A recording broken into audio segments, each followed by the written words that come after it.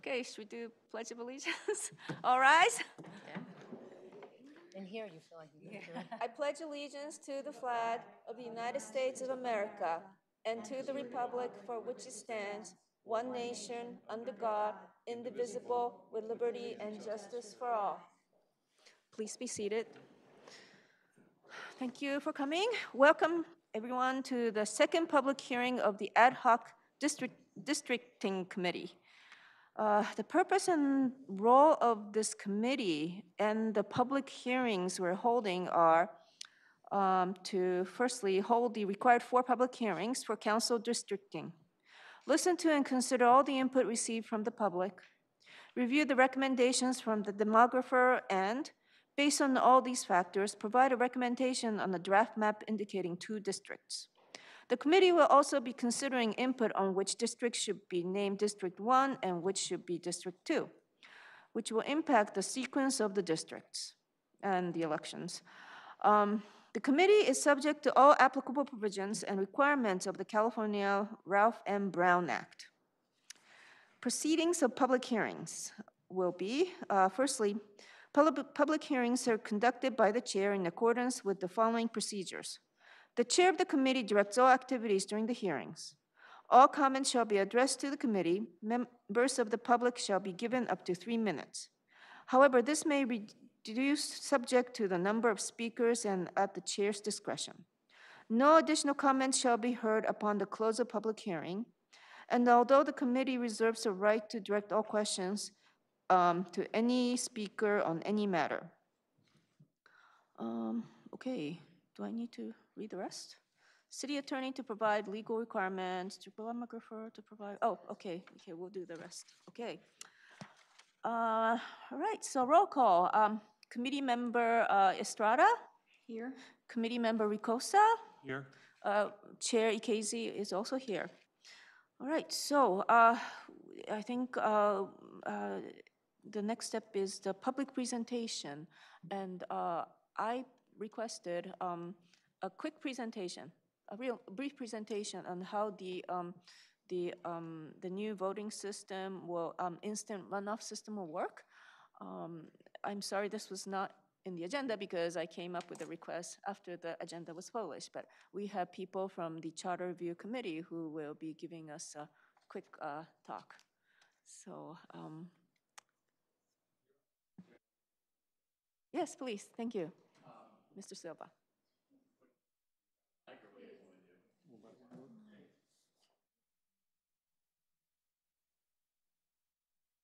On, okay. Oh, geez. So I will also default to my compadres here if I explain something that doesn't make sense. But it's actually pretty simple, really. It comes down to where, let's just say hypothetically, we have 4 candidates running. The voter will have the opportunity, instead of just voting for one candidate and one candidate only, like we've done with the at-large, what we're asking the voters to do is to rank their choices. So who they would like to see win, who their runner-up would be, the second person they'd like to see win, third and fourth, and so on and so forth. There's not going to be a fourth. But because there's, we're proposing 3 seats for each district, you would have 3 people that would eventually win. Okay? And basically how it works is there's a threshold set. So if there's a candidate who, say, it's at the 50% threshold, and they get 50% of the votes right off the bat, then they would have already won 1 seat. Okay? Once that threshold is met, then you have 3 people that didn't meet the threshold, right? So you would take the lowest person, the person with the fewest votes, and you would remove that candidate from the pool, and you would take all those ballots and redistribute those votes, if you will. So for instance, if I voted for candidate number 4 as my number 1 and candidate number 3 as my number 2, okay? If candidate 4, my candidate, is the lowest ranking person left with the number of votes, then that would be removed. So then my ballot would then say, okay, I wanted number 1 to be first. So then they would take my votes and they put them towards candidate number 2. So those votes get redistributed, basically, until you come down to having 3 candidates left. So if you have 5 people running, for 3 seats, obviously,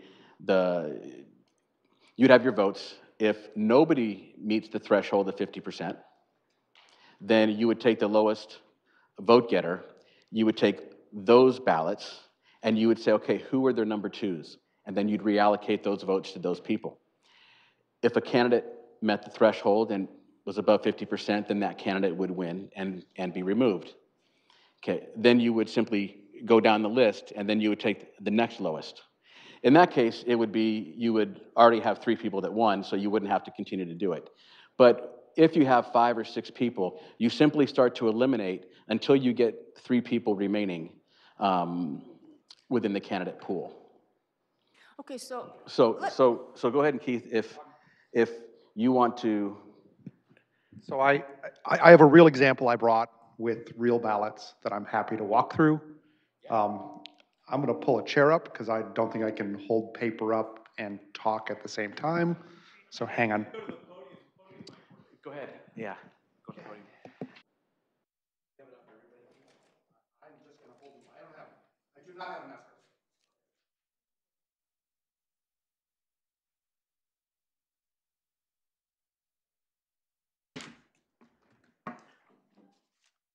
Hello, I'm Keith Statenfield. I was the vice chair of the Charter Review Committee. And I guess I got 2 questions in email, and so I tried to only focus on those 2 questions to keep this as short as possible. The first question is, what would the ballot look like? And so I drew a sample ballot. I'm going to bring this over there. This is for a race that has 5 people. In this case, it's not people, it's pies. If you have a group of people and you want to pick a bunch of pies for dinner, and you want to pick a bunch of pies that everyone kind of seems to agree on. So I'm going to hand this over. Thank you. All right. We have key lime, cherry, apple, banana cream, and pumpkin. Correct. 5 pies. One of them was my favorite. I'm not going to tell you which one until the end. It'll be a surprise. I also have, and in this pie picking, I said we have 20 people that are coming to dinner. So I have 20 pieces of paper here, and I gave each piece of paper to one person, and I said, write down the pies you'd like to have in order. Some people wrote down 1 pie. That's the pie they want. Some people wrote down 2 pies. That's the pie they wanted. In the real race with the ballot you see in front of you, you would take the pie you liked most, and you would fill in the 1 circle. You would take your second most favorite pie, you would fill in the 2 circle. If you had a third favorite pie, you would fill in 3. If you only liked 3 kinds of pie, you would stop. If you could rank all 5 of these pies into your order, top to bottom, you would fill in all 5 circles. You'd have 1 number 1, 1 number 2, 1 number 3, 1 number 4, 1 number 5. So I've said we have 20 people voting. We are picking 3 pies. The Charter Review Commission recommended what's called ranked choice voting using single transferable vote. And there's an algorithm that you use to determine who the winners are. And it's roughly what Tino said. And I'm just going to hurry through it here.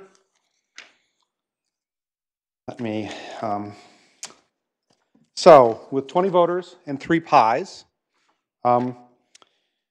you divide the number of voters by the number of spots you have for pies, plus 1. 20 divided by 4 is 5. And then you add 1 to that. That's 6. 6 is the number of votes a pie has to get in order to be a pie that you're going to buy for dinner. So we have 20 voters, and they've all gone into the voting booth. They've all picked pies. And I'm just going to quick thumb through these. I'm going to tell you the net result is an awful lot of people liked banana cream pie. Banana cream pie, key lime. Banana cream pie, key lime. 3, 4, 5, 6. I sorted these beforehand so it would be faster. 7, 8, 9, 10, 12 people picked banana cream pie as their number 1 choice. In the city, if 12 out of 20 people thought someone was remain the city council, right now they would win the race because they have a clear majority. So the first round of voting, 20 votes, 12 banana cream pies, number one. And as it turns out, we have 4 people picked apple as their favorite. 2 people picked pumpkin as their favorite.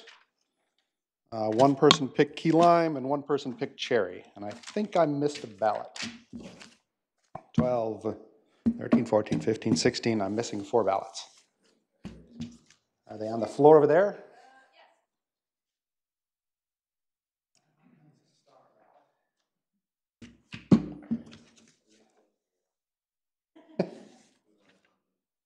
Three, 4, 5, 6, 7, 8, 9, 10, 11, 12. 12 plus 4 is 16, 17, 18. Oh, no, I didn't. I got them here. So first round of balloting. I have 12 people with banana cream pies are number one. I have 4 people that have apple pies are number one. 2 people that have pumpkin, 1 key lime, 1 cherry. So we declare banana cream a winner. We say banana cream has won a seat at the Pie Festival.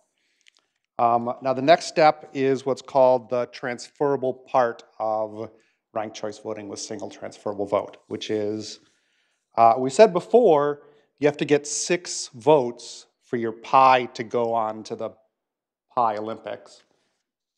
Banana cream got 12 votes. So we look through all of banana cream pie's second choices. And in this case, as it turns out, 4 of the people that picked banana cream pie as their first vote picked key lime pie as their second vote. And 8 of the people that picked banana cream as their first vote picked cherry as their second vote. So now what we do is we redistribute those extra second choice votes out to the other things. Because a lot of people like banana cream pie and they liked other things. So we want their other choices to continue to influence the next candidates. And the rule there is you say there are 12 votes. 8 of those votes were for cherry pie. 8/12 is 2/3. So 2/3. And out of those 12 votes, 6 of those were unnecessary. You needed 6 votes to get to the Pie Olympics. You got 12, so there are 6 extra votes. So 2/3 of 6 extra votes is 4 votes. So we take, and I did this on separate pieces of paper, and if you were really counting the election, you would never make second pieces of paper.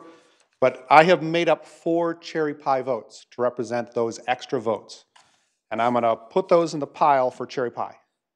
And I made up... Where does the 6 extra vote come from? I'm sorry, I missed that. Where they came from is the goal of single transferable vote and ranked choice voting is to accurately represent the desires of the population as a whole. A lot of people like banana cream pie. Way more people like banana cream pie than were necessary for banana cream pie to make it to the Pie Olympics. So it's 12 So minus we want to 6. take their other preferences and include them going forward. Right. The excess. So in this case, I mean, for simplicity, their preferences were cherry or key lime. And more of them liked cherry pie than key lime pie, which is why we got 4 extra cherry pie votes out of that.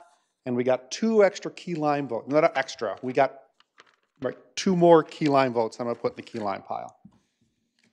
So that was phase 2. So now I look at all my ballots. And I have 4 apple pie votes. I have 2 pumpkin pie votes. I have 5 cherry pie votes. And I have 3 key lime pie votes. None of these piles has 6 votes. So none of these go to the Pie Olympics yet. So now we look at all of these and we say, who got the fewest votes?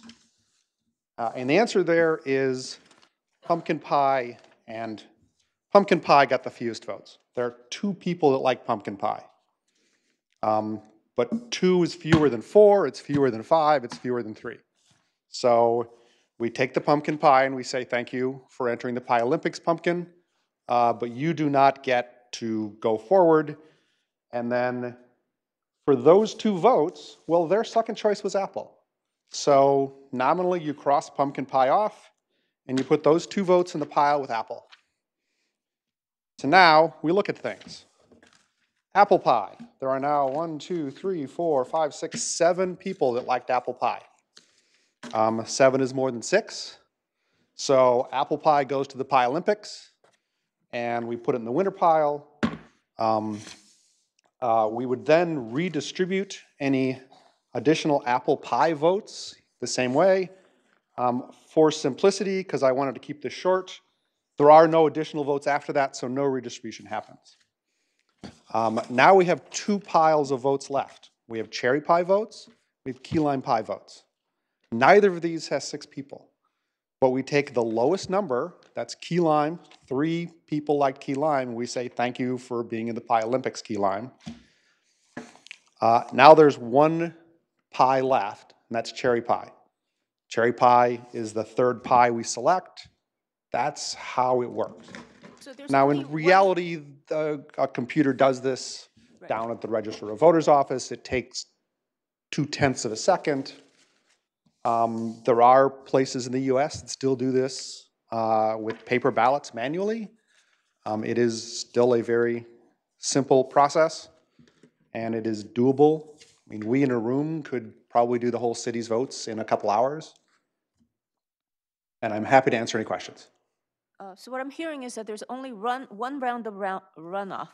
I mean, Everyone votes exactly once. There are no primaries, there are no secondary votes. right. Everyone goes into the ballot box, and they rank for the city the people that they think should be on the city council, and in the order that they would like them. And if you don't think someone should be in the city council, you don't rank them. Okay. And so procedurally, if every person in the city only ranked their first choice vote, it would be a majority vote. Hopefully someone would get enough, someone would get more votes than anyone else, and everyone else would just get knocked off the bottom. The person with the least votes goes away. The person with the next least votes goes away. Eventually you get up to the top. One person has the most votes and you pick them. That's what we do right now with seats and without ranking. So ranking lets you as a voter give more information to the system so that the net result is yours and everyone else's preferences are a little more taken into account.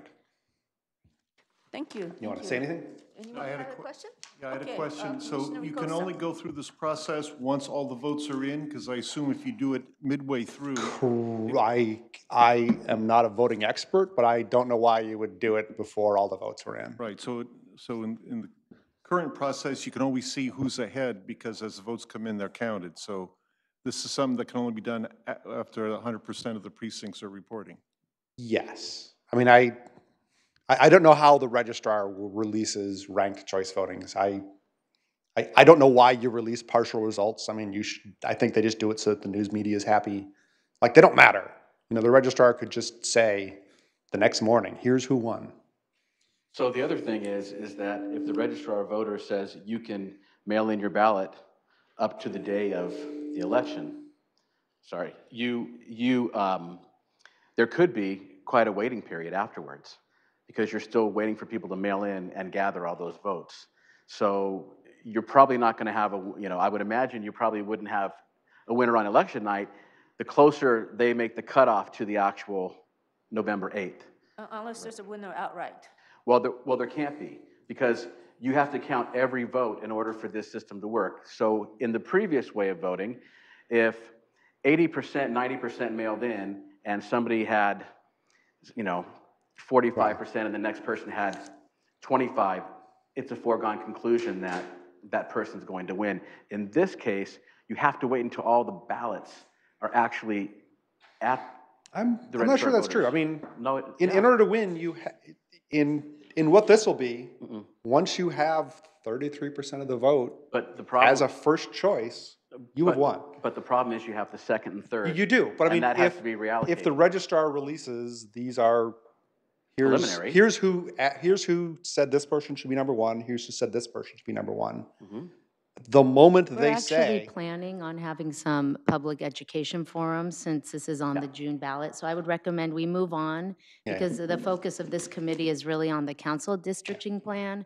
And I think people, but thank you so much for. you're very welcome. I really appreciate it, but we'll probably ask you to come attend those forums as well and help us out. So maybe, maybe we can recommend having like a web, I mean, this is just an education, I'm not saying just, but this is an educational material. So Absolutely. maybe this is something that we can set up on the city website that, people can just go to and then walk through the steps, because I appreciate the To that end, appreciate part the of our recommendation presentation. and part of our discussion was there was presumed and budgeted a plan by the city clerk's office to, if Public this education. passes, That's right. after June, to have materials available for the voters so that they would understand how it was going to And work. we- Yes, and the city attorney's office, if this ballot measure does pass, the city attorney's office is going to be drafting an ordinance to implement the ranked choice voting, or actually, well, we have time because the registrar of voters won't be able to implement it until maybe 2020. So we're going to be working on an ordinance, and once that ordinance is finalized, we're going to have a huge public campaign to educate the voters. So it's clear in the draft ordinance that how this ranked choice is going to happen and all the The details there. charter amendment says that the city will be passing an ordinance that will explain the details of the ranked choice voting. Okay, because my understanding is that there are several different ways of calculating how to allocate the second choice, but it's all been settled. That issue's already been settled. Yes. Okay, all right, thank you, thank you. Thank you very much. Okay, you're welcome. She has her hand up, but I can't answer her. And I don't know if you, Cherry Casey, this Well- is still the public presentation, so you may Well, still take other yeah, members we're of the in public. Yeah, that's right. So if you'd like to come up and speak, you have the right to go up and tell us what you think.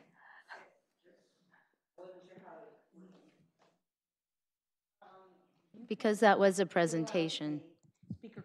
I didn't realize it was that formal, like for this council meeting. Okay, well then, where are they?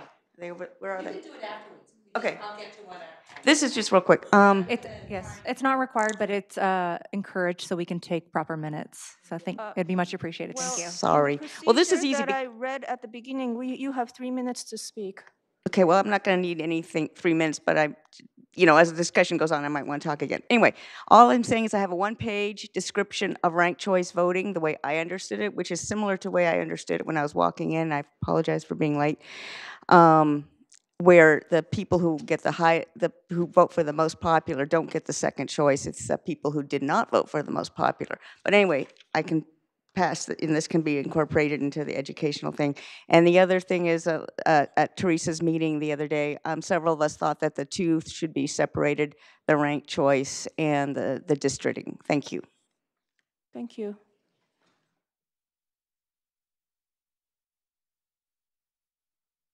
Okay. Any more members of the public? All right, let's move on to the next topic of the agenda. Oh, yes.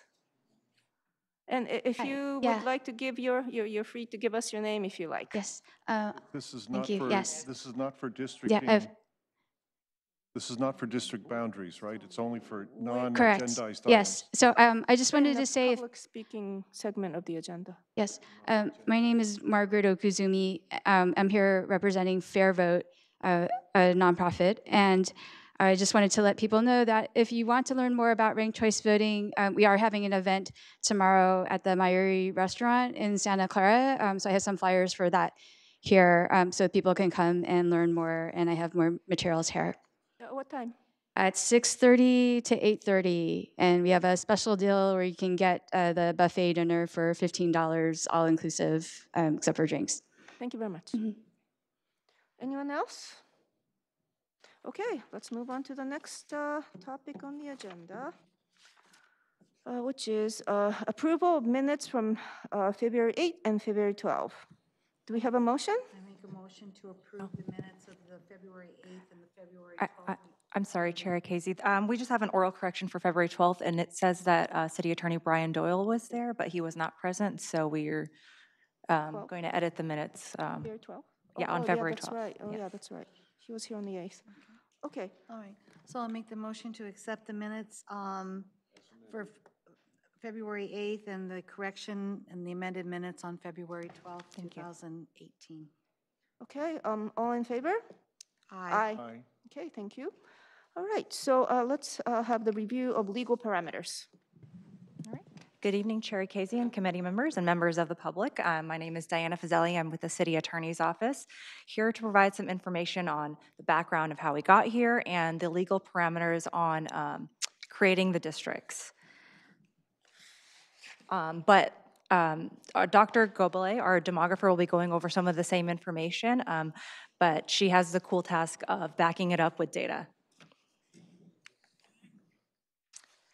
So on January 30th, the council did put onto the ballot certain language, but just 2 nights ago on March 6th, they edited the language to read as it says on the slide above.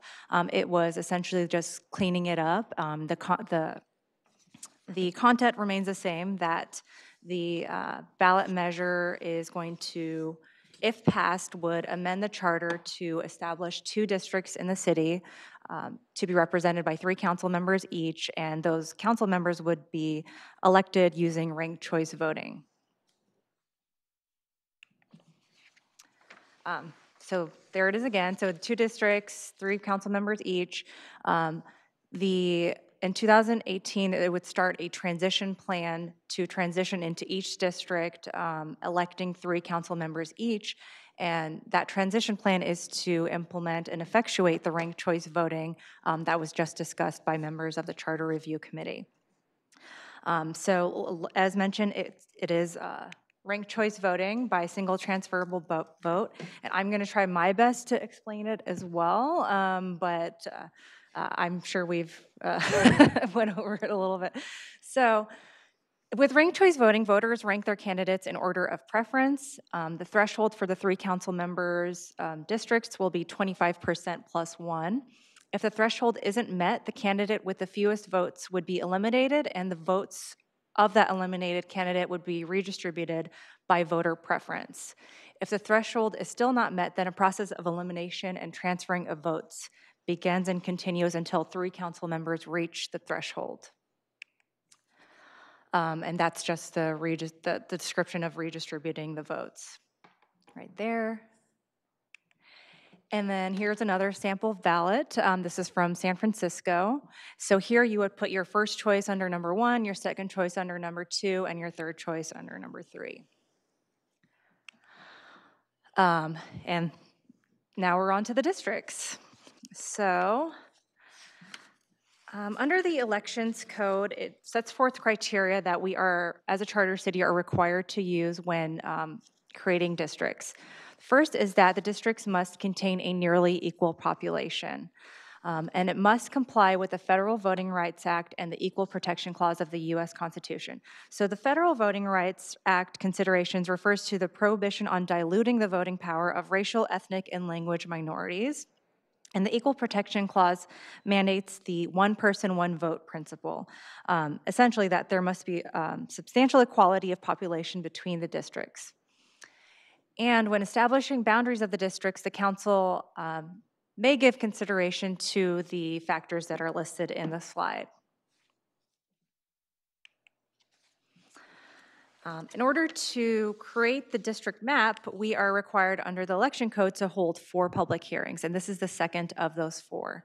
The first 2 must be before a map boundary is drawn, and once the map boundary is drawn, which will be done after this meeting, there's going to be 2 more public hearings to discuss those draft maps.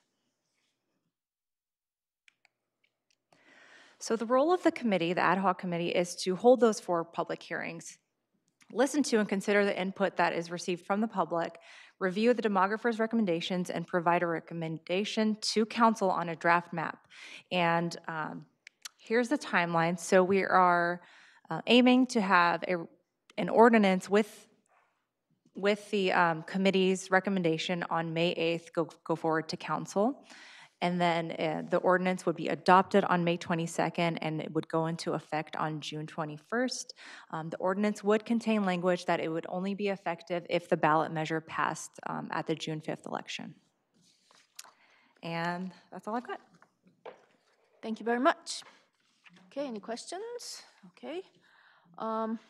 Let's go to the role of the Ad hoc Advisory Districting Committee and review of demographic procedures used to draw election district boundaries. We already reviewed the role via this PowerPoint, so Jean Gobelet will do her PowerPoint presentation. Okay.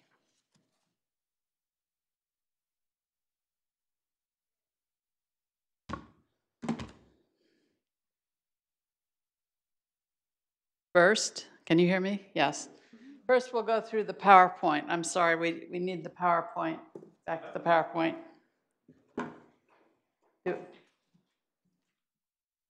Oh, the PowerPoint. The PowerPoint, not my map yet.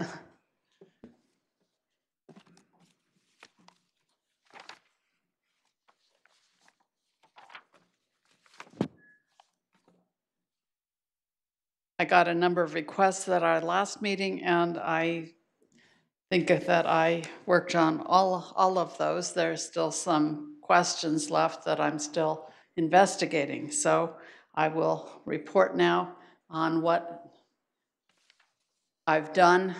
Although, first of all, I need to go through some slides that are background slides that I went over last meeting. So I'm going to describe the districting criteria as used by demographers. Diana talked about legal criteria, and legal criteria and demographic measures go hand in hand. So I will show you how demographers put into practice the metrics needed to create maps to actually put the law into effect. And I'll talk about the demographic data that we have for the city as a whole, computer mapping layers and databases that we use when we're drawing maps. And I have now a series of background maps that I'll go through. If you didn't pick up the handout over there, you might want to do that because near the bottom of the handout, you'll see the maps.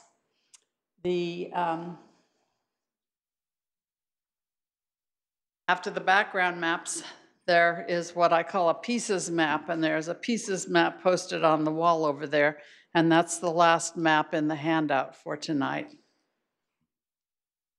So at the end, there'll be time for questions. So the population equality requirement is that the election districts must be essentially equal in total population. The Federal Voting Rights Act mandates that members of protected groups be given the opportunity to elect or to influence the election of representatives of their choice.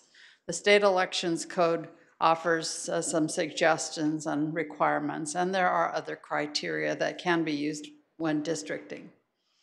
So the population equality requirement in the case of city council districts says that in this case, 2 council districts should be pretty equal in population. They don't have to be exactly equal. There can be a range in the case of the city of Santa Clara of 5,823 people between the more populous and the less populous districts. That's what's called total deviation, which is 10% of the ideal election district size, or half of the city's census 2010 population. This is essentially what this slide says. Will this PowerPoint be on the city's website so people can review this? I'd really like to get to the good stuff. And if you want me to go back and explain all of this at the end, I'll be happy to do it. I don't want to spend too much time, though, on the legal part of it. So the city of Santa Clara had a total population of 116,468 people in census 2010. This is the number that was counted. and that the Census Bureau reported. That is this row of the table. And the housing unit counts are shown here. This is a slide in my presentation because last time I was asked, can we take post-2010 population growth into account when drawing council district boundaries based on 2010 census population? The answer is yes, to the extent permitted by the deviation, that 5,823 person total permitted deviation.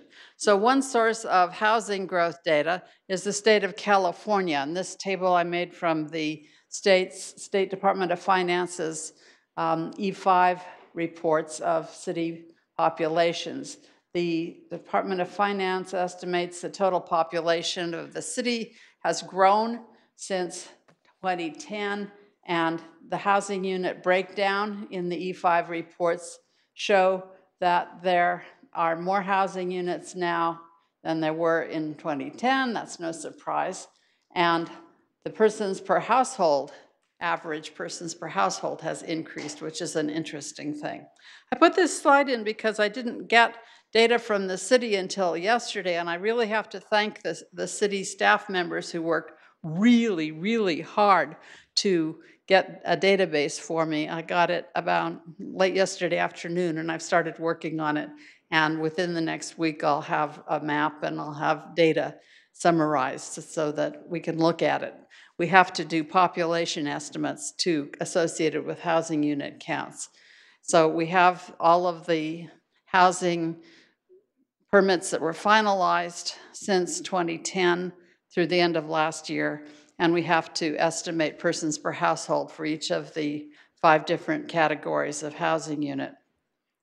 But there'll be more on that soon.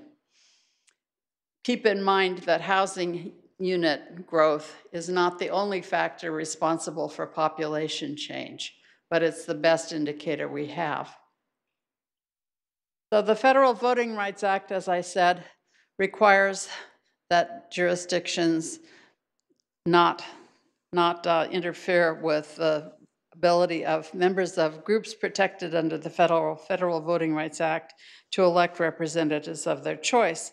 And members of the protected groups are essentially everyone except non-Hispanic whites. So these are considered under the Federal Voting Rights Act and its interpretations to be groups of people who in the past, and maybe still, have suffered disadvantage when it comes to election procedures or election results.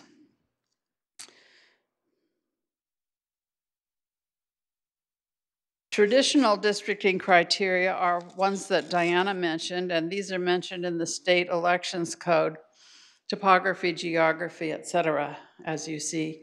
And I'd like to call your attention to the last big bullet, communities of interest.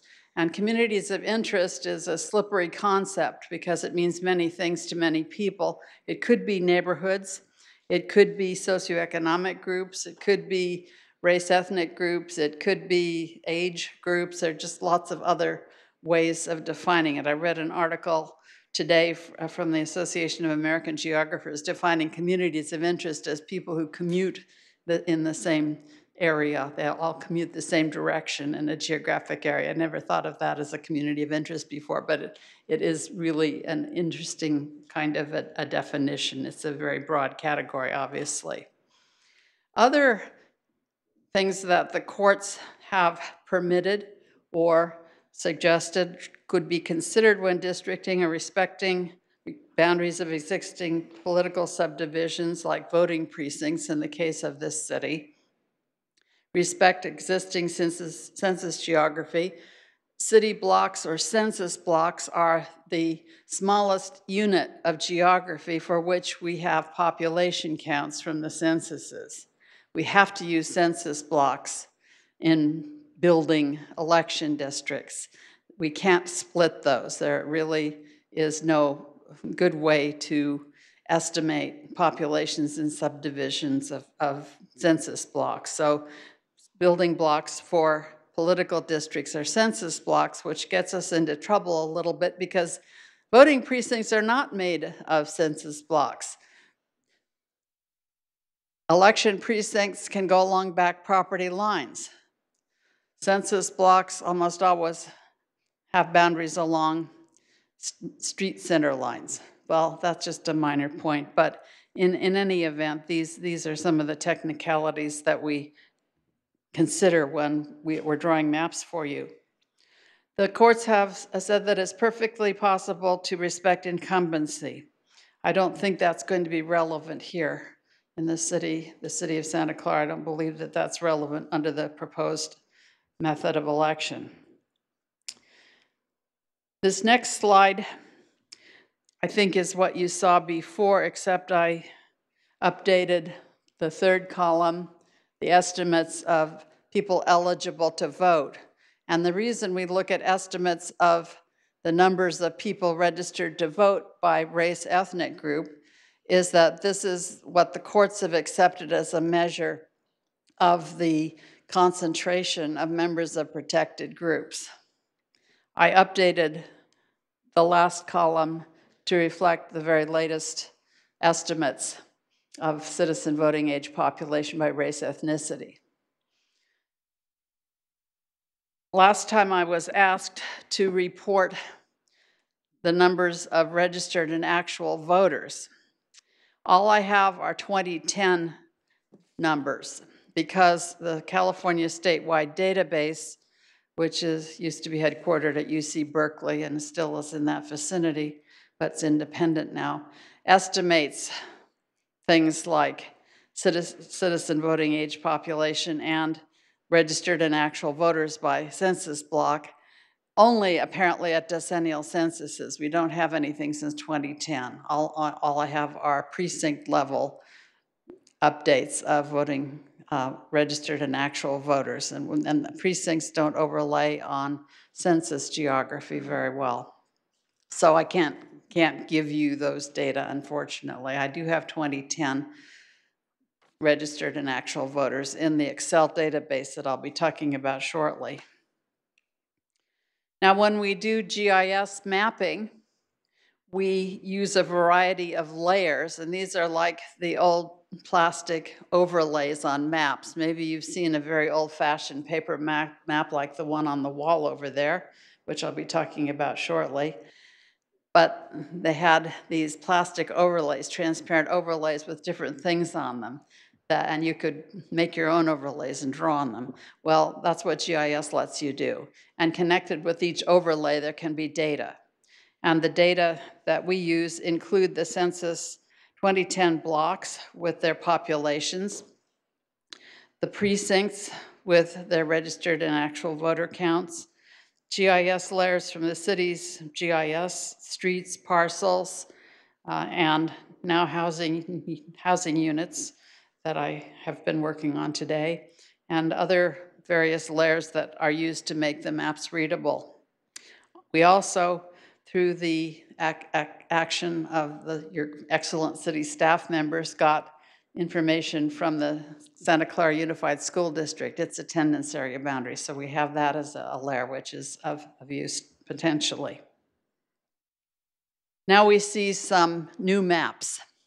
This first map shows the census 2010 distribution of the city's total population by census block. And so you see a bunch of pies, and the size of the pie shows what the total population was, large or small, and you can see what the legend says about that. And the color of the piece of pie is the group, the race ethnic group that the Census Bureau provides us with for Census 2010 and subsequent redistricting related data. This map is also in the handout for tonight. And this is a better map than you saw last time, an improved map. The next map is estimated citizen voting age population by election precinct. And that is, no, sorry, by census block. I labeled it wrong. This is census by census block. I'm sorry. I need to fix the PowerPoint.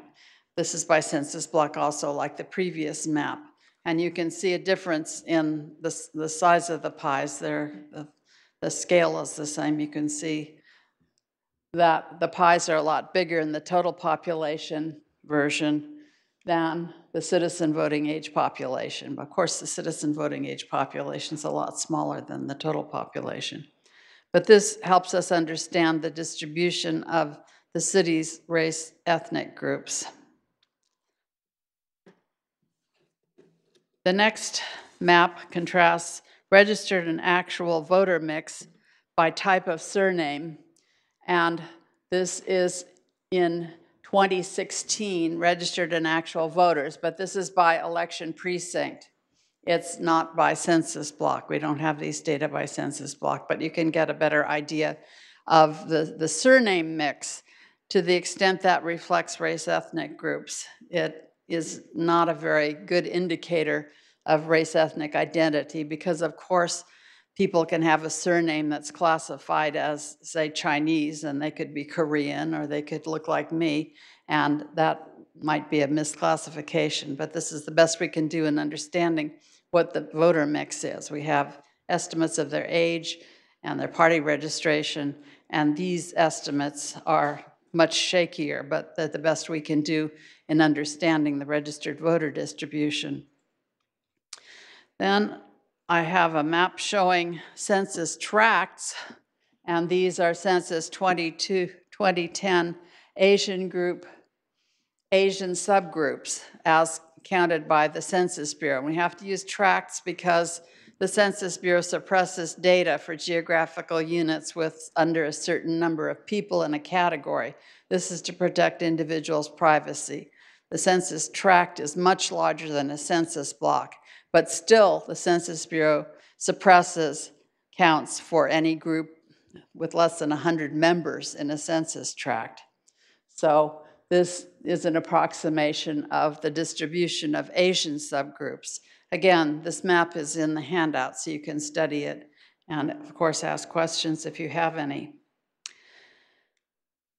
The city gave us its zoning layer, and it's sort of like that big map over here to your left on the wall, except this is just the residential units. This map we made showing residential units in various shades of blue. The palest blue is single-family housing, the medium blue is duplexes, and the darkest blue is multifamily. So you can see what those distributions and concentrations are. And soon to come, very soon to come, will be a map that shows the estimated population in the post-2010 census housing that I mentioned already. So now we get to go to the pieces map, which is on the bulletin board to your right. It's posted on the city's website. There is a PDF version of the data table that goes with this set of pieces available on the city's website, as well as an Excel version of the database that goes with this map. Now, the map shows the city divided into 31 pieces.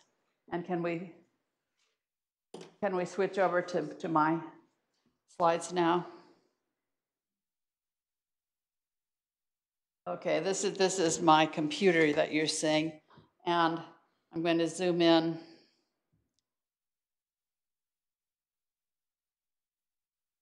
If I can, sorry, I'm not doing it right.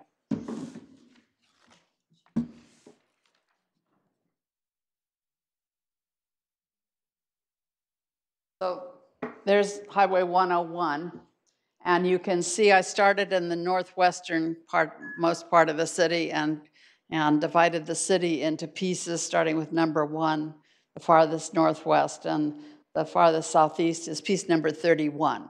These pieces are aggregations of individual census blocks.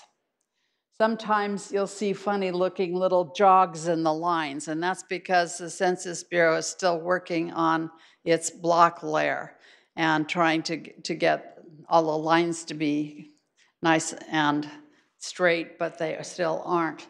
But in any event, These are aggregations of census blocks. The census block boundaries, as I said already, tend to be along street center lines. So these pieces mostly have as boundaries street center lines, not back property lines. Now you might think people on both sides of a street belong together in an election district, but we can't do that. We have to use street center lines, and that's why I think it makes some sense to use major thoroughfares as boundaries between election districts. Now, this pieces map is going to come out soon in a new improved version with not just the piece numbers on it. You can see the piece numbers. Whoops, this doesn't work with my PDF file. In addition to the piece numbers 1, 2, 3, there's going to be a number that shows the total population count in 2010 and maybe the estimated 2018 population count, the 2010 population plus estimated post-censal population growth from the new housing permits that I've been working on. So now, how do you use this to make your own districts? Well, the spreadsheet has 31 rows on it. I'll switch to Excel so you can see it. And on this spreadsheet, there's a top row that shows the category name, and the left column shows the piece number, and then to the right of that we have all kinds of different cells with different counts in them. Now suppose you had printed yourself a nice copy of the pieces map and you wanted to draw your own district. Well, what you could do with the Excel file, if you wanted, was to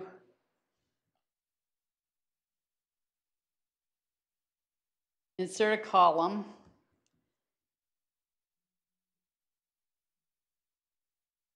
and call it district number A or B, and assign each row, each piece to a different district. So you want to put, let's say, pieces 1 through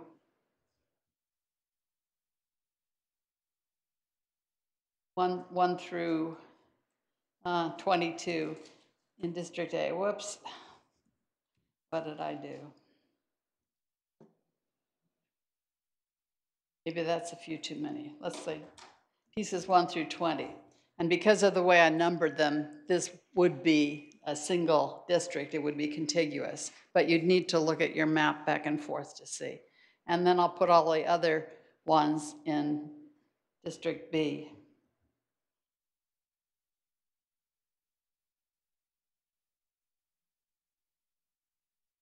And on your paper copy of the map, you could draw your own boundaries. You could print up 10 copies and make magic marker lines around the districts that you want to try. So then what you would do to check the population is just sum up. Sorry, I'm not used to this particular setup. So you would sum and see that pieces 1 through 20 of a total population of 55,522, which is a little bit small because if you remember back earlier in the presentation, on the 4th slide of my presentation, it says that the ideal district would be 58,234 residents. So you need some more people. So you could put piece 21, you could shift piece 121 to A. You can do that to switch things around to play with the pieces that way. Now, this is not the same as having your own GIS system, but people have found that this works pretty well for them, and it's fun to do. But you might come to a point when you say, hey, piece 23 is too big. I need it split in half. Well, then you send email to Nadine and say, please tell Jean that we need piece 20 one split, or 23 or whatever I said, and along whatever line it is you want to see, and I can do that. This really speeds up creation of districts, so instead of aggregating thousands of census blocks to make half of the city's population into an election district, you can just move the pieces around, and refinements can come later. But this is what you can do if you want to, and I know I would be one of the people tempted to get out my magic marker and my Excel spreadsheet and start working on it. The way that we divided the city into pieces was meant to facilitate either a division of the city into a northern election district and a southern one, or an eastern and a western one. Oh, I did that the wrong way. Anyway, it's meant, that's why there's so many pieces, because in the north, you might assume that everything north of 101 should go in one district, but what if you wanted to have east-west districts? Well, there's some lines here you could use that might or might not make sense, but you can use them. Yes? Yes, can I ask, why are some pieces so much bigger than others, population-wise? Because I was focusing on what logically made sense as a building block for a district. What I thought made sense. And some of them have tiny populations, and up here in the north, pieces 1, 2, and 3 have very small populations, but I thought you might be wanting to divide the city along Great America Parkway, that's the boundary between 1 and 2, or along, what is it?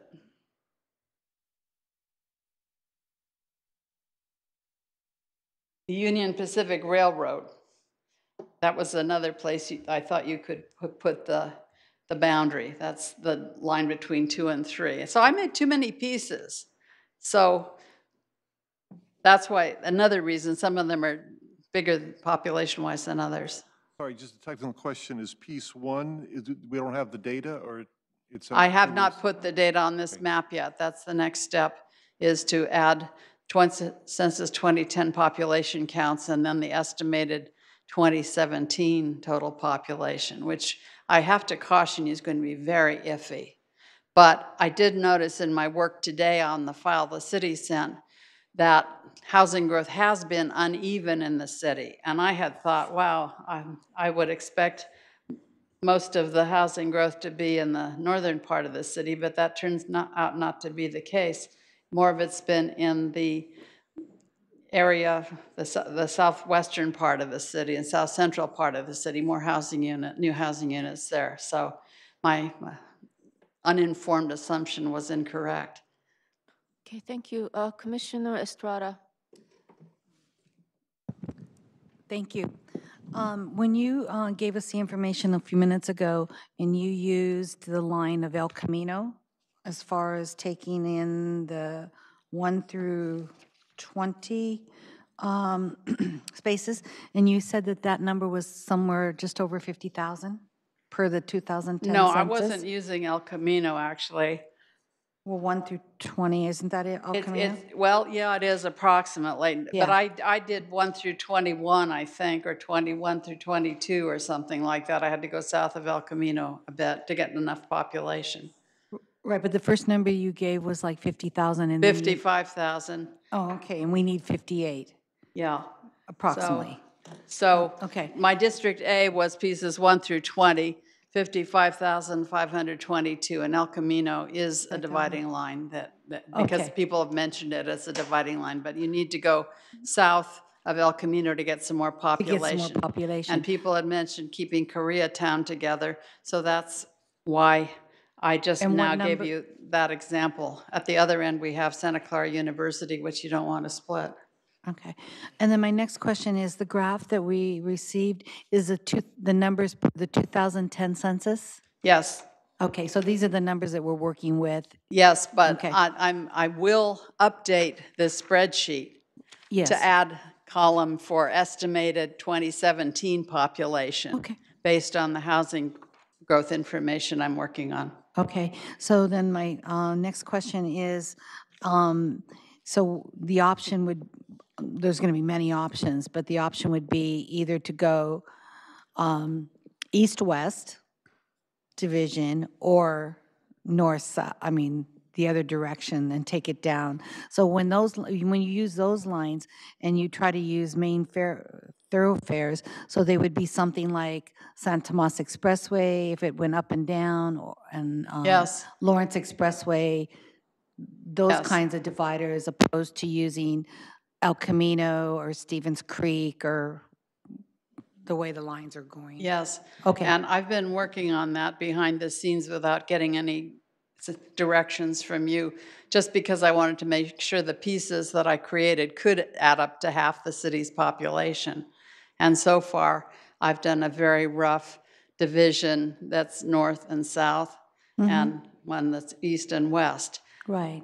using the piece boundaries. Right. No, this is very simple to understand, so thank you. Good. Thank you. So Okay, are you still continuing your presentation? well, I think my plan of action is to finish doing the update of the population estimates for the pieces and getting the map, updated version of the pieces map with labels that have those population numbers on them, plus the updated spreadsheet that has that. And then by the 19th, I'm going to refine the preliminary draft tentative plans 1 and 2. These are meant really for you to think about and to consider what you do and don't like, so that you can give me directions so I can then do something else that you might like better, or else tell you how it works if we try to do it that way. So between now and the next meeting, you will be getting more information that you can use before the public presentation of the draft preliminary tentative, don't take this seriously, pair of maps that will be released a week before the next meeting. Sorry, that's all. Okay, thank you. Thank you very much for the detailed work, and I have more appreciation of the challenges of matching different data sources that are split up differently. I think that's what you try to explain to us in your presentation. So I'd like to make sure I understand. Were the pieces the breakup of this city map that you came up with, your company came up with? Yep, I started with the Census 2010 census blocks and combined blocks to make what looked like logical subdivisions as best I could guess what they ought to be. And at the last meeting, I think I may have heard you, I'm not quite 100% sure, that pieces is the smallest granularity of the pieces. No, census blocks, which are tiny. A census block is like one city block. Okay. So some of these pieces have dozens and dozens of blocks in them. And census blocks are combined into census tracts that you show, that shows, like, for example, the breakdown of Asian population. Yes. And then even bigger than the census tract are the pieces. Yeah, well, some of my pieces are smaller than census tracts. Census tracts were created originally to each have about 4,000 people in them. That's not a rule that's followed anymore. But some of my pieces have zero or virtually no population, Yes, and that's just because there's a part of the city that has zero population, a big swath of the city. Okay. So but the aggregations is pieces are the aggregation of the census blocks. Blocks, Okay, yes, and I did that. Okay. And it's subject to change. Got it. And one other thing I have to tell you is, if you start comparing the totals that I've given you in the PowerPoint for the CVAP for the city as a whole, it won't match what you'll find as a total on the spreadsheet. That's because the method used to estimate CVAP counts for blocks introduces quite a bit of error. And they just don't match. The totals don't match, and I don't think there's a way to make them match. So please don't say, aha, she doesn't know what she's doing, which people have done before. So that's why I'm making the disclaimer. Okay, so except for the 2010 census data, there's a lot of guesses. Well, I wouldn't say a lot, but some guess, We call them. estimate with errors. Yes. Errors. Especially for citizen voting age population and the upcoming population increase since 2010. Right. So I guess I have a few more technical questions, and then the questions about how you want to proceed with coming up with a proposed district line. Okay, so when you estimated the CVAP, how did you calculate that? The Census Bureau has something called the American Community Survey, which is an ongoing survey of the American population. Every year they sample people from all over the country. And these sample sizes are really very small, which introduces error, especially for small geographical areas. The estimates of citizen voting age population, for example, come from the American Community Survey. And the American Community Survey, which is a Census Bureau product, you can look into it online, has estimates for the geographical units between blocks and tracts called block groups. And a tract can be divided into 2 or 3 or 4 or 5 or sometimes a few more block groups. But if you look at the error margins for those estimates, you say, this is not something I want to use.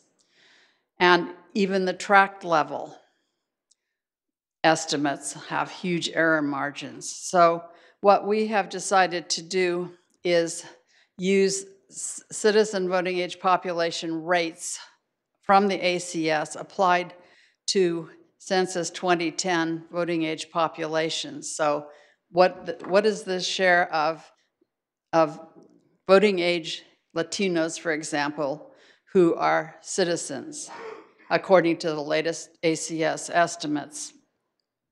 And we get those ratios for the whole city, because the margin of error for the whole city is something we can live with. So we calculate rates of citizenship for the various race ethnic groups for the city, and then apply those rates for each population subgroup to the 2010 census block level voting age population. Thank you, that makes sense. And what does 2012 to 2016 in this table mean? It's a 5-year American Community Survey. That's the very latest one released. There are annual numbers released for the American Community Survey, but those have bigger error margins than these 5-year summaries. So the 2012 through 2016 American Community Survey results, that's a 5 years worth of sample that were just released last month. And they just say what the pattern was during that 5-year period. It's not an average of the years, it's just what the pattern was in the whole sample collected for the geographical unit over the 5-year period. So again, use of a 5-year sample reduces the error margin. This is what the Census Bureau has done to try to cut costs, save taxpayers money. What I'm hearing is that this is not a snapshot. It takes into account the trends between 2012 to 2016. I don't want to get into too much technicalities, but based on what I see happening in our area is that we have a lot of people from abroad moving in, which means that the percentage of non-citizens is increasing constantly, and that the ratio of that change varies between the ethnic groups, because what I see personally is that more Asians are moving to this area than maybe white people from other states. I mean, this is just a casual observation. Could you would put that, the something like that PowerPoint back affect up? the percentage that you are taking into account? I think I can answer the question.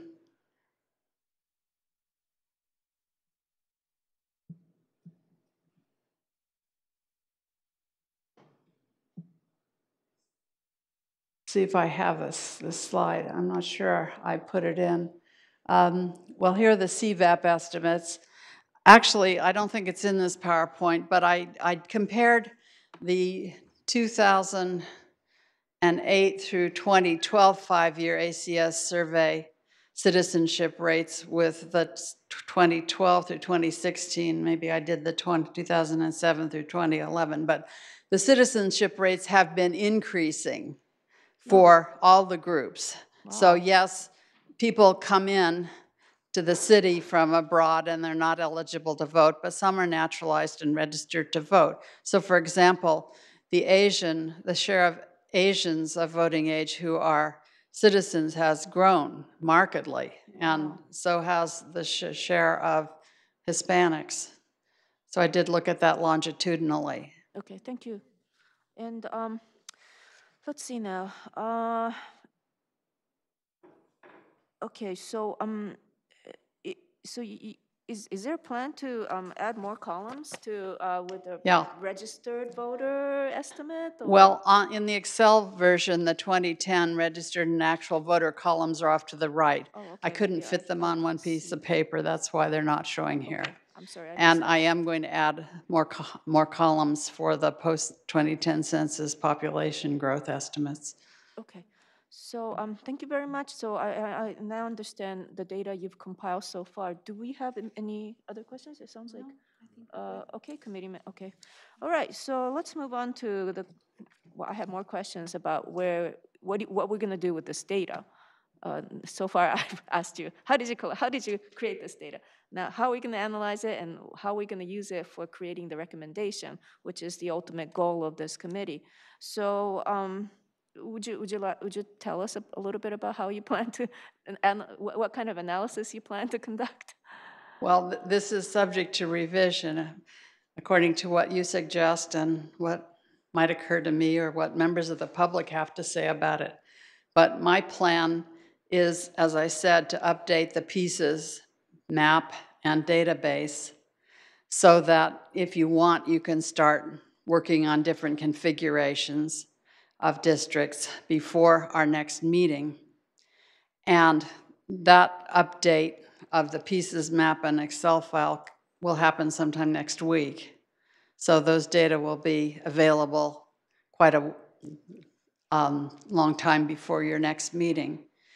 And then on the 19th, my draft tentative, suggestive, preliminary plans will be posted, and you could look at those and start thinking about what you do and don't like and what specific changes you think might make sense.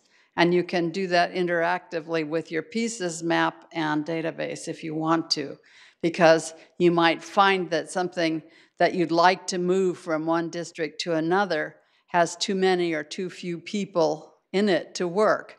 So then you have to think about splitting pieces so you can equalize the populations, and then suggesting what line to use to split the populations.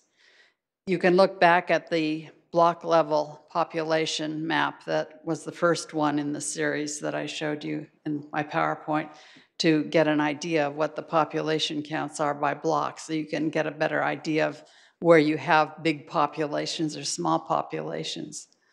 Okay, so thank you. So when you do the analysis, what are you going to look at? Are you going to do this by like, well, firstly we have to meet the population requirements per the Federal Voting Act. That's the equal population requirement. That's the number one, requirements. But other than that, we can slice and dice this in lots of different ways. So how do you plan when you come up with your proposal? How do you plan? What are the parameters that you're going to set yourself in coming up with your proposal? Well, I should have said when making the pieces, I looked at precinct boundaries and school attendance area boundaries and the neighborhood boundaries that Jennifer was able to get from next door. Is that where it came from? So I could perhaps use boundaries that are recognized in the community for a variety of purposes as boundaries. When we move pieces around, we can look at those underlying layers too, and those two preliminary plans that I will finish so they can be posted on the 19th can be overlaid, and I'll give the city maps to post too that show the boundaries overlaid on streets and other kinds of things.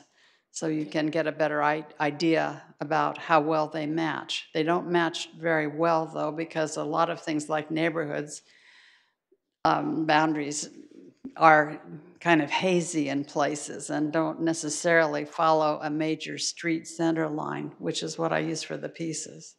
So, but no, we're only talking about 2 districts, right? So, let me ask you like a scenario then, about a scenario. Let's say that we decide to split the city at 101. Let's say that that's the first boundary that we're gonna look at. How would you analyze the data? What are the data that you're gonna examine to determine whether that split makes sense, and is it going to be equitable for residents in both districts? And what are you going to look at to determine that? Well, as a demographer, what I can do is tell you how well it meets the population equality requirement, which it doesn't because there isn't enough population sure, north of this 101. This is a theoretical, but that's the first criteria. To the extent that 101 is recognized as a dividing line in the city by a lot of members of the public and by you decision makers, then that would be a rationale for using that as a boundary.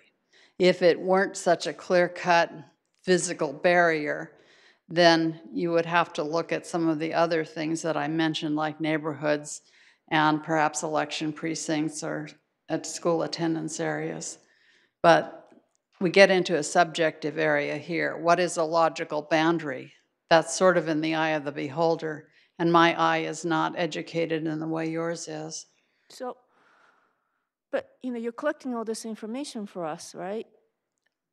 So let's, and then what I'm guessing, how you're gonna go about this is, okay, let's try drawing the line on El Camino.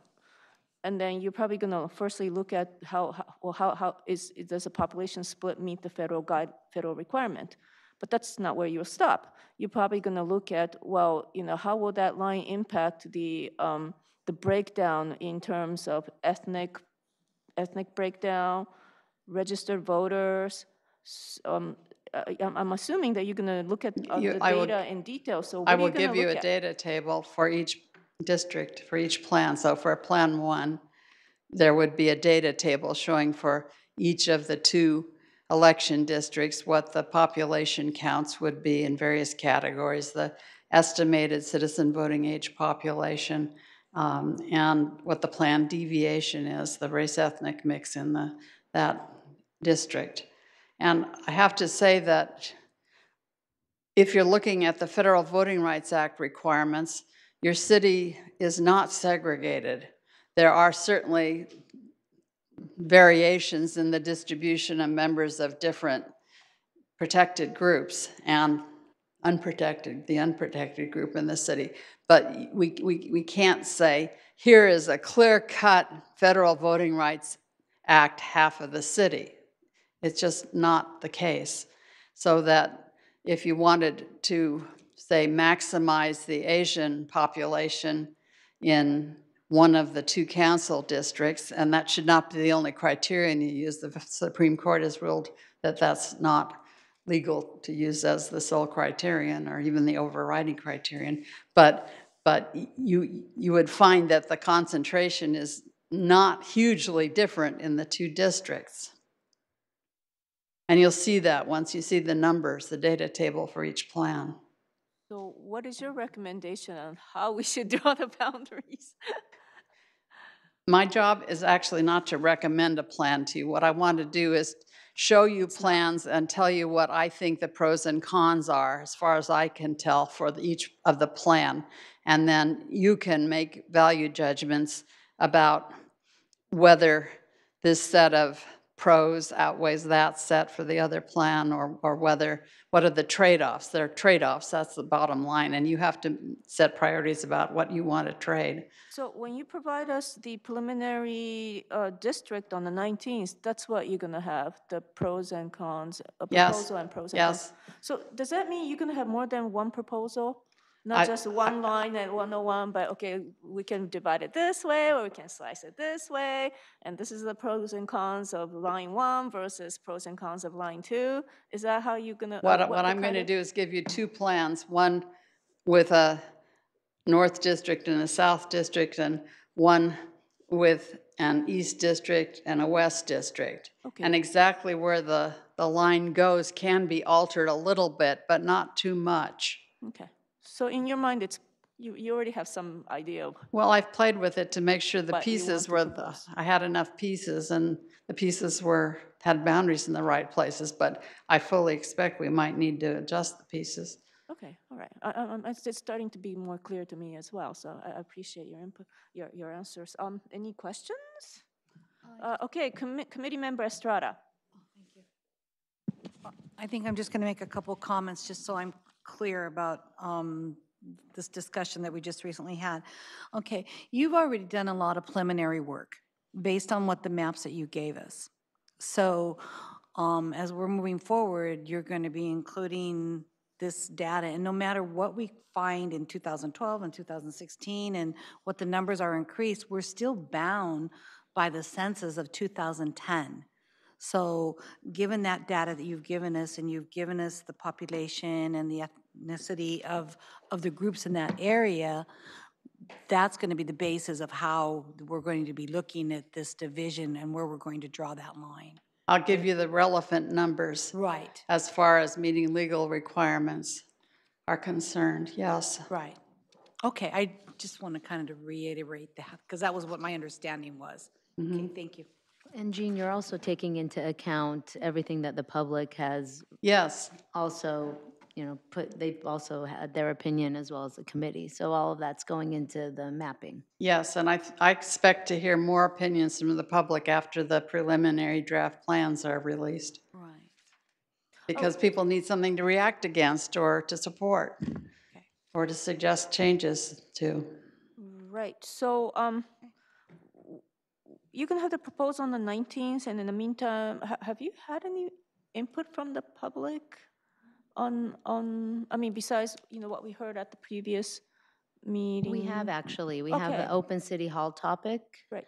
And we're going to release what we have so far tomorrow. We're going to put it on our website and release it to the committee. Okay. So there great. have been, I think, 60 or 70 comments. Oh, wow, that's great. That's great. Because I guess, maybe it makes sense to encourage the public to, if they have proposals on where to draw the boundary, to submit it in writing so that we'll have a chance to analyze it before we finalize it, right? Because the last thing we want to do is to be messing around with numbers at the last meeting. That's not going to get us anywhere. So if we were to do that, when realistically is the best time for you to receive public input? Well, as soon as it comes in, Yeah. frankly, after the 19th, any specific comments about the two preliminary draft plans, I would like to hear. And I can come to your next meeting on the 26th equipped to actually shift pieces around and give you numbers. I can do that live. Got it. So that we can make that to some extent a working session, but the more advanced information I have, reactions from the public and suggestions, the better. Okay, thank you. I lost my agenda. Oh, thank you so much. Okay. All right, so let's see now. Yes, we are. Okay, thanks. All right, so are we ready to move on to item 6, the public input? Yeah? Okay. All right, so thank you very much for your presentation. It was very informative, and let's move on to item 6. Do we have members of the public who would like to provide additional comments, ask questions? Okay, did you have a chance to fill out cards? No. Oh, okay. Okay, well, let's just do, okay. Okay. All right, okay, then please come up and speak in front of the, and if you like to, you can tell us, give us your name. All right.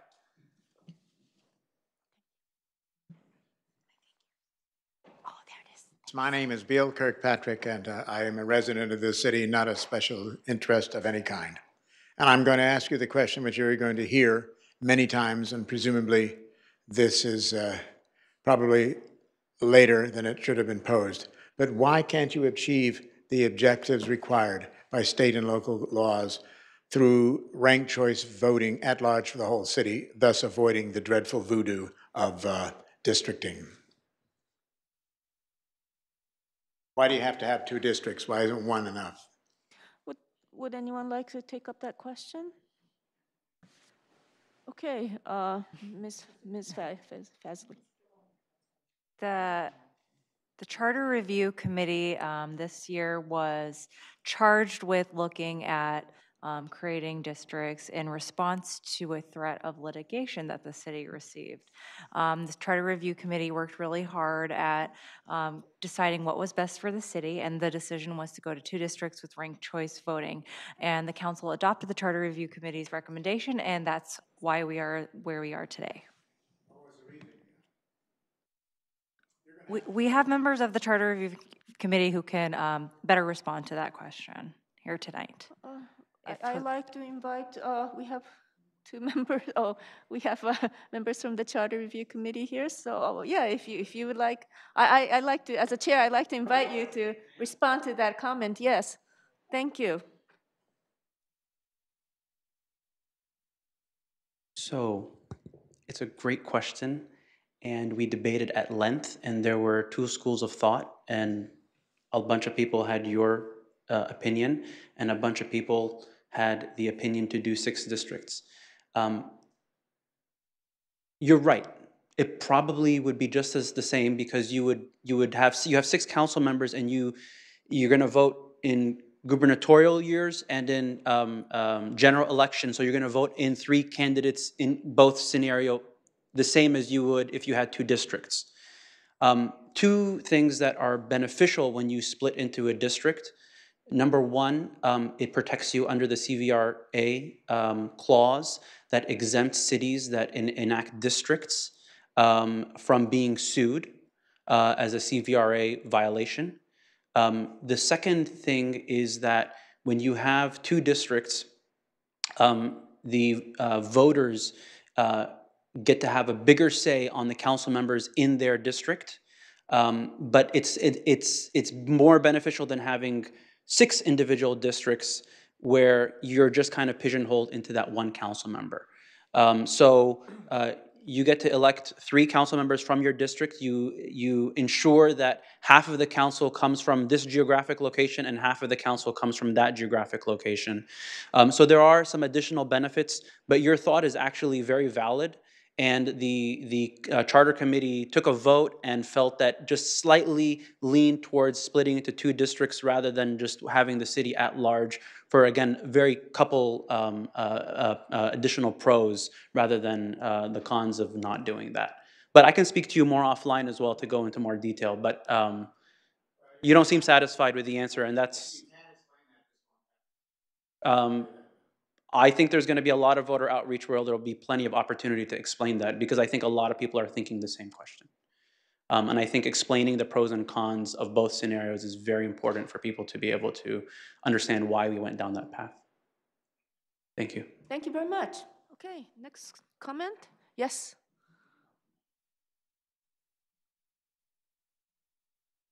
I'm Luella Ferguson, a citizen of the city.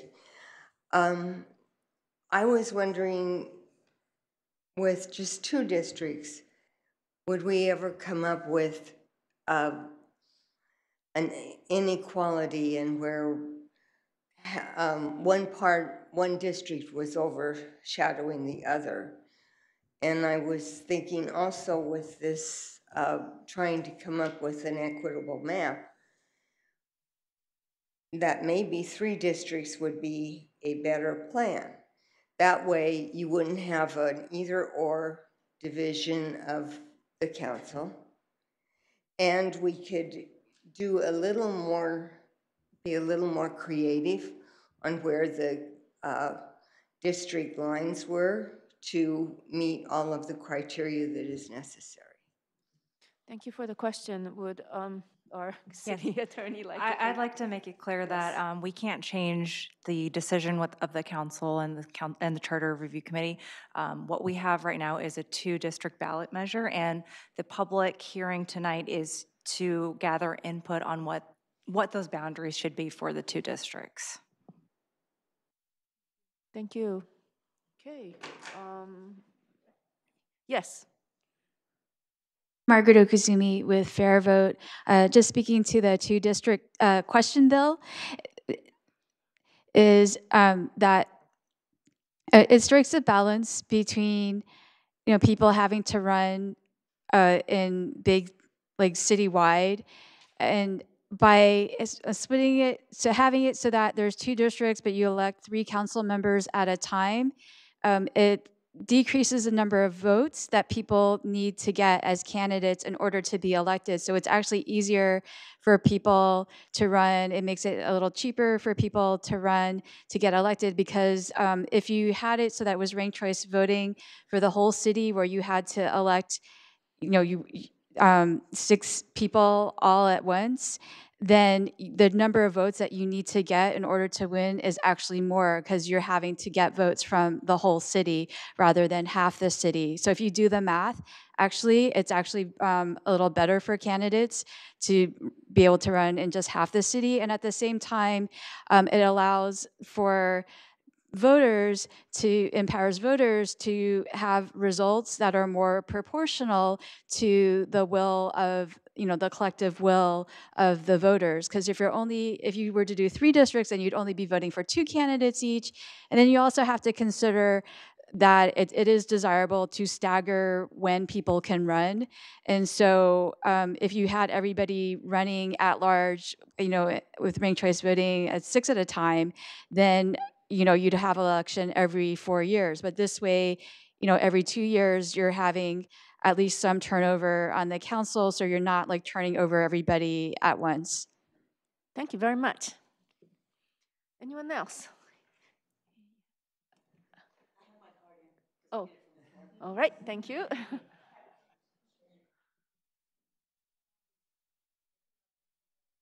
Sorry, I came up with some things as people were talking. One is maybe in the information packet, whatever it is that you're doing that goes out, can maybe discuss the pros and cons of all 4 scenarios, basically 1 district, 2 district, 3 district, and 6 districts, because I know you've already gone through it all, so maybe if you can explain all that, because all of us are we haven't heard all the arguments that you guys went through. And then first question I have is, what if it doesn't pass? And I'm not, you're not going to answer me right now, but that is a question, because here we're going through all this, and say it fails, then, well, what's the fallback? Second question is, I would like to submit my information on districts publicly, but I haven't seen an email or any place to do that, so that information would be very helpful before we adjourn. And another thing, the idea possible of separating the voting, the districts from the ranked choice voting for those people that maybe like one and don't like the other. And also at the meeting with Teresa, we discussed splitting the stadium in half, so that they don't think that they only have to work with 1/2 of the city. Because they are a big political player in this city. So that, and I didn't see the pieces that would, splitting that stadium. So those are all my comments. Thank you. And I'm Diane Harrison. Bye. Thank you very much. Thank you. Let's see. I mean, you made a lot of suggestions. Okay, let's go through one by one. More guests, speakers. Yeah. I'd like to recognize you after we go through Diane's questions. Thank you. Okay, so it sounds like we've already decided on 2 districts. That's correct. So, And that's but- what's going to go forward on the ballot measure. Right, but she's asking for information on pros and cons of 2 versus 3 versus 6 districts. Does that make sense to just provide that kind of information? I believe that or- information was requested from the, maybe members of the charter review. I think it's Okay, to better so- educate the public on Okay, why all they right. should go to 2 districts. So is that something you can address with members of the charter review committee then? Oh, okay. I'm sorry. We have couple, would you like to raise your hands? What's, So but Okay, information on the website, I believe it's at santaclaraca.gov/charter review committee. Or was it, I think that's what it was. It's in the report, but that's where there's going to be a lot of the staff reports and the minutes from the meetings that will go into detail on what the deliberations that the committee did go through and how they came to their decision. That is on the city's website. but sorry. But, sorry, again, the Okay, number of districts is not an issue here. It is not a discussion point. It's- Committee Member Ricosa. Okay, the number of districts is not an issue. It's been prescribed by the city council. There's nothing we can do about it. It's not under our purview or anybody in this room to change the number of districts we're going to.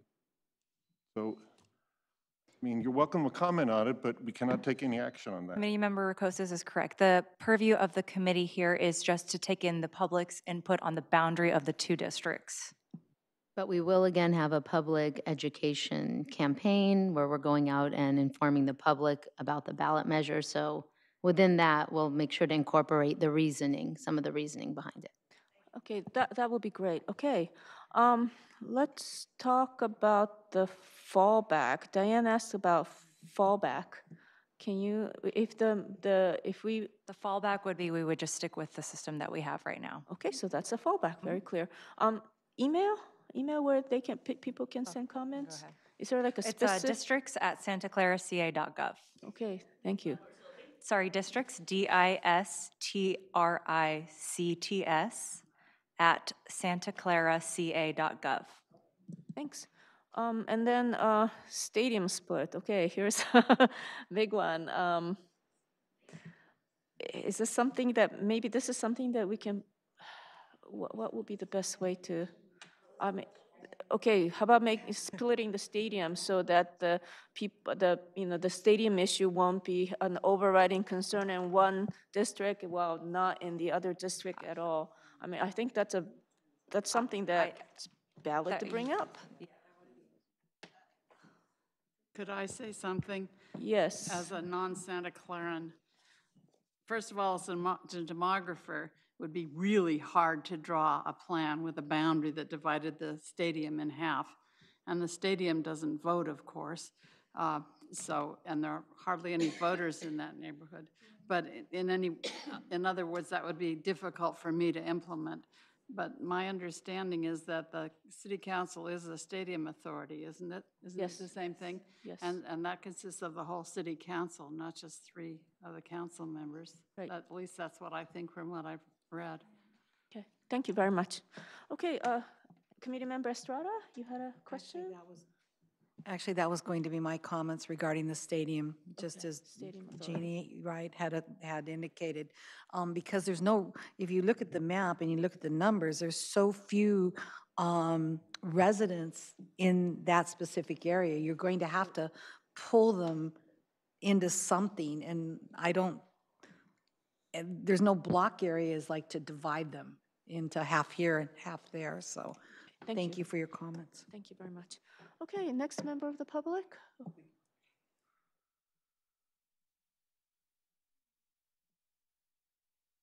Hey, good evening. I'm John Sontag. I live over on the west side. I'm here because I saw the survey like 2 days ago, so I don't know how long it's been there, but it only popped up on my list the day before yesterday. And if you're collecting data tomorrow, it seems awfully short. No, we've been collecting data. Okay. I've known this was gone, but I just haven't seen a forum to do this, so just a little bit of feedback. I appreciate all the demographic stuff tonight, because the reason why I'm here is I looked at the question, I have no idea how to answer that. I mean, the reason why we're doing this is because we're under threat of lawsuit, and you've asked me to decide something without any data, so it would be very nice to see this published. Part of my questions are mostly for Jean. So as I understood this, there's the 2010 baseline, that's the legal requirement that we have to comply with. There's the data as it stands in 2017, which is an estimate. But with all the construction going on in the city, it seems that before this actually gets enacted into 2022, we're going to have more units being built than actually the variance. Sorry, you called it something else, though. Deviation. The deviation, thank you. Then the deviation. And so as you show the pieces, are you going to show us kind of those three chunks in the real data so we can see where we've been, where we kind of are, and where we're going to be as we draw these divisions? Because I'd hate by the time we get to 2022 to find that we're outside the deviation before we even started. Okay. So that's my question. And then as I think as a voter then, being able to see that before we get to the ballot in some form, to have an idea of how this is trying to be would actually help me and my neighbors who all know I'm here and are gonna be harassing me tomorrow morning. So for that guy over there who lives 2 blocks away, so. But you are in my Thank you very piece. much. And before Dr. Gobelet answers, we're going to have an update to this exercise based on 2020 census data. So it's going to happen pretty soon anyway. Yeah. But yes, Dr. Gobelet. First of all, we're required to use Census 2010 counts during the process. The reason that I've been talking about estimates of population growth since then is that people quite naturally would like to be able not to have to adjust the lines too much after Census 2020 results are released. And there will be another census in 2020 with results released in 2021, and those will be the next official set of counts. The only reason to even look at the estimates of population change in different parts of the city is to try to minimize the adjustments of boundaries, but that's not official. That has to take place within the legal parameter of the deviation, as you said.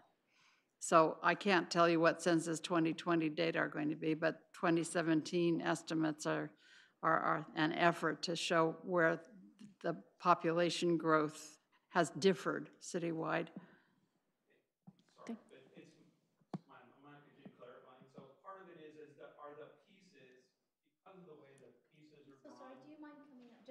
This is being recorded, and so for the public, they could hear the question. Thank you. So my question is driven by the pieces make sense, but if I think about the way construction is going, construction is actually concentrated in a subset of the pieces, so pieces are going to grow dramatically, and it would be informative to kind of know that there is some reasonable stability, as opposed to we get to 2022 and kind of go like, we have to do it all over again because east-west doesn't work anymore. We now have to go, I don't know, northwest to southeast or something, because it's just, that's the way the population shifted. So it's just looking for a little sensitivity analysis, if you will, to say this, it kind of looks like a reasonably stable configuration, and in 2022, you might need to kick one piece to the other district to balance it out, but not say this doesn't make any sense. And it's clear the city knows enough about where construction's going in the next 3 years that it is uneven, and that's where my anxiety lies.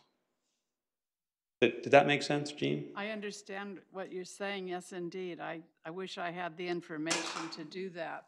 But I understand legally 2010 is the only thing that counts, right? Yes. But it would be nice to know from a sensitivity point of view, looking forward, 2010 could work a lot of ways. Yeah, I do have some map information about proposed development, but it's hard to say exactly when new housing units are going to be occupied. And if housing construction is underway right now, probably almost certainly it'll be occupied before 2020. Yeah. But if it's on the drawing boards I know from doing school enrollment forecasts from new housing that we can't count on what people think now is going to be the pace of development. There are many things that affect that, and I don't think it's possible to foresee that with any reasonable degree of confidence. So let's say it a different way, right? So if we concentrated all of the known stuff that's growth in one district and it was a half now, you almost certainly chose poorly, right? We chose poorly, not you, but we chose poorly. Well, And excuse me, I think Dr. Gobelet answered your question, so okay. thank you very much. I do understand your concerns, though. Yes. I think about it all the time. The request was just to, can you show that in the data so that as we look at this, I think that Dr. becomes another Gobelet said piece. that it's something that she will look at, so. But did she say she's going to share it with us when this becomes public? Next week, be sharing the population growth estimates since 2010. I'll never be able to tell you what the population growth patterns are going to be by 2020. I can't do that. There's nothing on which to base that kind of an estimate, except for what the trajectory of growth has been since 2010.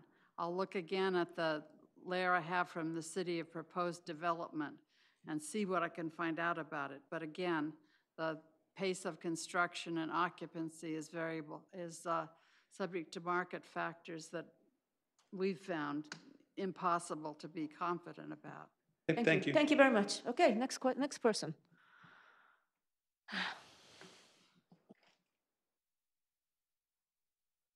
Hi, I'm Mary Hannah-Weir, and I will fill out a speaker card, but I haven't yet. And I just wanted to say that I think the general sense of the room that we want to make sure that if we go through all of this work, that one, it's stable, and two, that the ballot measure passes.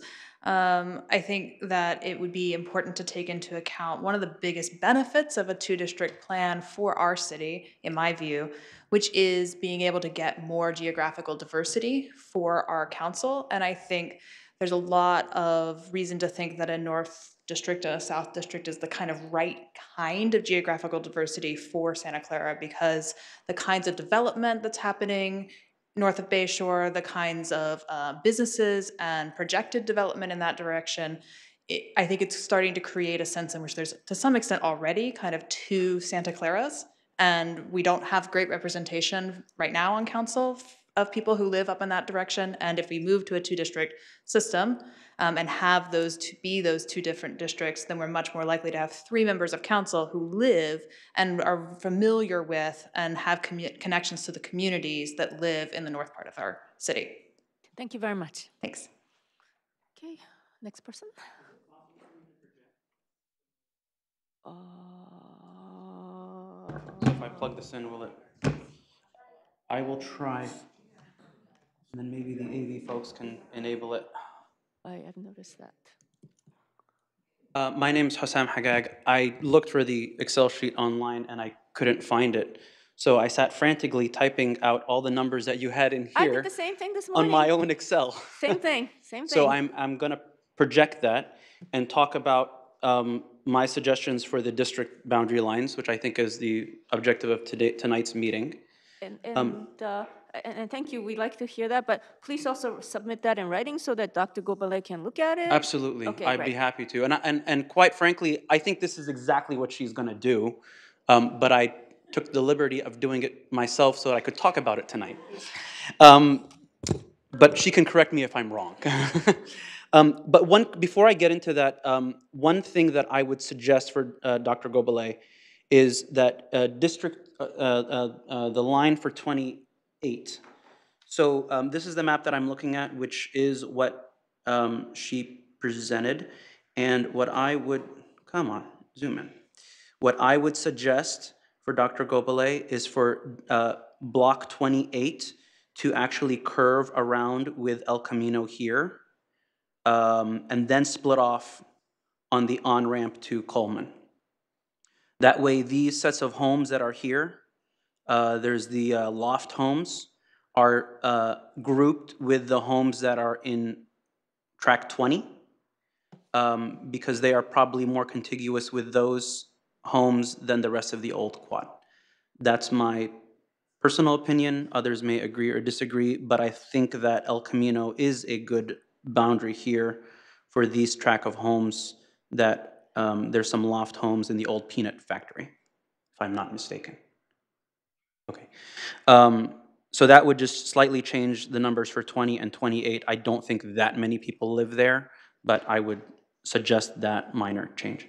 Okay, to go back to my Excel sheet. Because I was filling it out by hand, and I mean no disrespect to the other ethnicities that are in the top column, but I only took the top 4 largest populations, which still give us over 95% of the city. And so I only showed here the total population, which is what we need to meet by law. And then I took this, the citizen voting age, so you're over 18 population, so you're a citizen and you're over 18 population, which is also on this Excel sheet. And I skipped the middle one, which is just the voting age population because they're not citizens, so that wasn't important for the points that I'm trying to make tonight.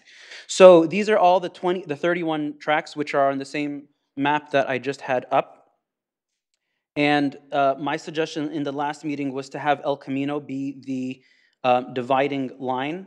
And El Camino, per the way that Dr. Gobele has laid out the numbers, or these, I guess you can call them tracks, would encompass tracks 1 through 20. And then south of El Camino would encompass tracks 21 through 31. You can see here the total city population, 116,000. And then you can look at the population, the total population of the different ethnicities. So Asian is roughly 39% of the city. White is 36%. Hispanic is 19%. And Black is about 3%. So if you were to divide the city districts into north of El Camino, which would be tracts 1 through 20, and south of El Camino, which are tracts 21 to 31, you would get 55,522 people in the northern district and 60,946 in the southern district, and the delta between those are 5,424, which is below the legal limit that is allowed in terms of the delta between the districts, so we're good. That line works. And then if you look at the breakdown of those ethnicities within those 2 districts, you would get these numbers. So 45% Asian, 27% white, 21% Hispanic, 3% Black, so and so on and so forth. And then you could also look at the citizen voting age population. So here, what's really interesting is that 45%. Okay. Oh, can I make my point real quick then? Thank you for getting into all the data, but can you Can I make provide my that point in real writing, quick? please? Yes, but I'd like to make my point real quick, and this is the important part. So for the purposes of CVRA, which is what we are trying to accomplish here, we would like to enable protected classes from electing members of their choice. And because we have 3 council members per district, the threshold to elect a council member is 25%. So what we would like to ensure in creating these districts is that we enable protected classes to have 25% of that district to be able to get their preferred choice in there. So what's really interesting to look here is that Asians will have 45% in District 1 and 33% in District 2. So they could effectively elect an Asian council member in both districts, 1 in each. Thank you very much. All right, so can you make sure to include that in your analysis? Okay, yes, we'll make sure to include that, and the rest And can then you you submit could in also writing, ensure. Please, Okay. we're running out of time. So the second one is just And looking can we at start counting 3 doing minutes, tracks 1 through please? 21. Oh, okay. I don't see it up there, so. Huh? Oh, I'm sorry. I didn't hear the ring either. Okay. All right. So, thank you. Okay, thank you. But, I mean, we appreciate the work you're putting in. Thank you. And I think we followed mostly what you said, of what you were talking about. Okay, anyone else?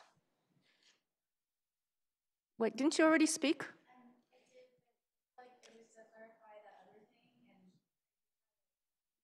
No, I mean, we're only speaking one person. It's up to me. Okay, all right. Okay, how many more people are going to be speaking? Okay, you're the last person.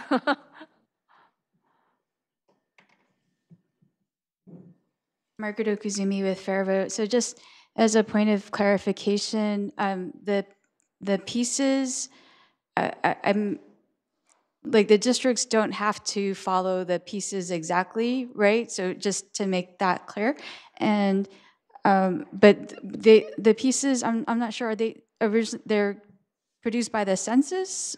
Okay. Oh, okay. So, it's good for a first cut, but just know that those lines can be tweaked. So that's all. That's correct. Yes, that's what we've been saying. Thank you. I have questions. So I've noticed that pieces 6, 17, 28, and 29 are more than twice the other pieces. So is there a reason why we ended up with huge pieces? Some fairly large geographical parts of the city have zero population or very small populations. Some relatively small parts of the city have huge populations. My goal was not to equalize populations of the pieces, but rather to draw pieces that could be combined to form districts. They're not like census tracts, which started out supposedly approximately equal in population. These are not intended to be equal population. Sure, They're intended to be building blocks with different populations. But why did you choose such huge block? Was there any rationale behind your choice? They were a fairly compact part of the city with definite boundaries that looked to me like logical boundaries that could be the boundary between council districts. Yeah, for example, I mean, 28 is like an old quad, and a lot of people, I mean, we think of 28 as a neighborhood, I understand, so. Yeah, but when in some areas, it seemed to me that there would be no scenario under which you'd want to split piece 28, for example. So it's okay to have it one chunk. I can, as I said, subdivide it, but I could not think of a reason, a plan where you would want to split it. I see. Okay, thank you. And the next question is can we publish the Excel spreadsheet so that people don't have to type in numbers? Yes, I'm sorry if it wasn't published, but Okay, we'll thank you get very that up much. tomorrow. And there'll be an You're gonna have updated us version of updated, it right. by Yes, next so week can we sometime. publish them as Dr. Goblet comes up with a new one? Okay, so when you publish it, can you make sure to add the revision number so that, when people look at it, they know which revision they're looking at? Yeah, Okay. well, I put a date on the file name, but I can Okay. also put a version 2. Yeah, date is fine. Thank you. Yeah. Thank you very much. Okay, so any more public comments? Okay, none. So are we ready to adjourn? Do we have a motion? I make a motion to adjourn. Second. Okay, all in favor? Aye. Thank you very much for coming. And just to note, the next public hearing is March 26th, so we're adjourning to March 26th at 6 p.m. at the North Side Library Community Center. Thank you very much. Okay.